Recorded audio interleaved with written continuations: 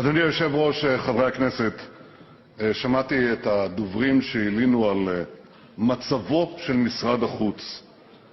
הם אומרים שהוא מפוצל, שהוא מרוסק, שהוא מחולק לכמה משרדים. מי אומר את זה? חברים בישראל ביתנו, ביש עתיד ובמחנה הציוני. ובכן, אותי זה מפליא לשמוע את הטענות הללו מכם, משום שאתם הייתם שותפים מרכזיים בממשלות הקודמות בראשותי. הרי אז לא פציתם פה על המצב שאתם מקוננים עליו עכשיו, כי המצב שהיה אז במשרד החוץ זהה לחלוטין למצב היום. נושא ה-BDS, חבר הכנסת נחמן שי, טופל במשרד לעניינים אסטרטגיים ונשאר במשרד לעניינים אסטרטגיים. המשרד לשיתוף פעולה אזורי היה משרד נפרד ונשאר משרד נפרד. אגב, עוד מימי שמעון פרס ואחר כך ציפי לבני, אתם ודאי זוכרים. המשא ומתן היה נפרד ונשאר נפרד. קודם אצל ציפי לבני, שדרשה שכך יהיה, ואחר כך אצל סילבן שלום. הדיאלוג האסטרטגי עם ארצות הברית היה נפרד ונשאר נפרד. קודם אצל דן מרידור, ואחר כך אצל יובל שטייניץ. משרד התפוצות היה נפרד ונשאר נפרד. קודם אצל יולי אדלשטיין, ואחר כך אצל נפתלי בנט. משרד ההסברה היה נפרד ונשאר נפרד. ובכן, שום דבר לא השתנה. שום דבר.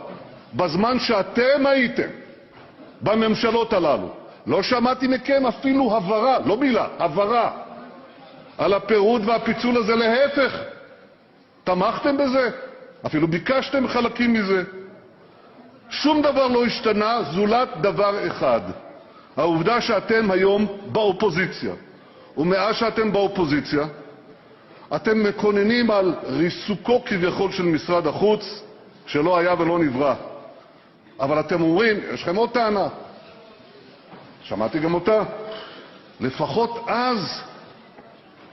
אז היה שר חוץ במשרה מלאה. טוב, אפשר להתווכח על זה, אבל על דבר אחד אי אפשר להתווכח.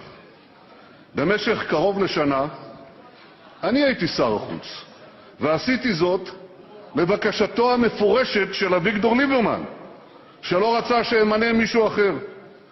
וזה נעשה, הסידור הזה, בתמיכה שנה בערך. וזה נעשה בתמיכה מלאה של יאיר לפיד וציפי לבני, כשותפים בכירים בממשלה, שמסבירים לנו היום שאסור שמצב כזה יהיה. אז אני מוכן לקבל הצעות לשיפורים, אני מוכן לקבל המלצות לתיקונים, אני גם מוכן לקבל ביקורת בונה. אבל דבר אחד, ידידיי, אינני מוכן לקבל, וזה הצביעות שלכם שזועקת לשמיים. יש גם מדינות רבות אחרות, אין כל כך הרבה מדינות בעולם, יש כ-200 מדינות. ובכן, אנחנו מקיימים 161 יחסים עם 161 מדינות, אבל אין זה אומר שאיננו מקיימים יחסים אחרים עם עשרות רבות של מדינות נוספות.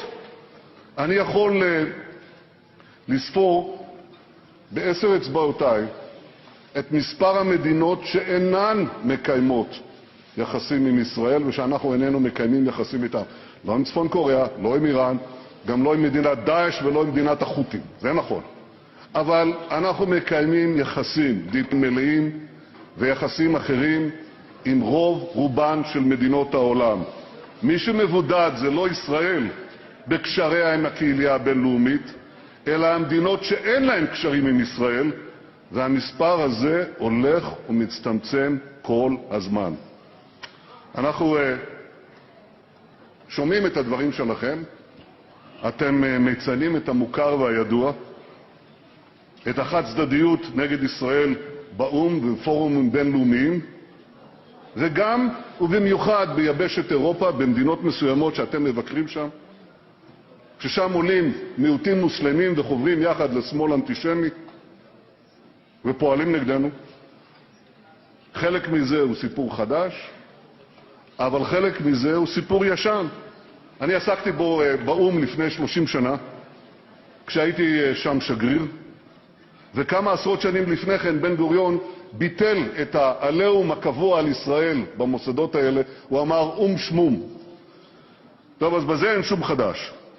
אבל מה שחדש, ואתם מתעלמים מזה לחלוטין, מבטלים את זה כלאחר יד, מה שחדש זו הצמיחה המדהימה של מספר המדינות שבאות אלינו בקצב מדהים במטרה להדק את הקשרים איתנו.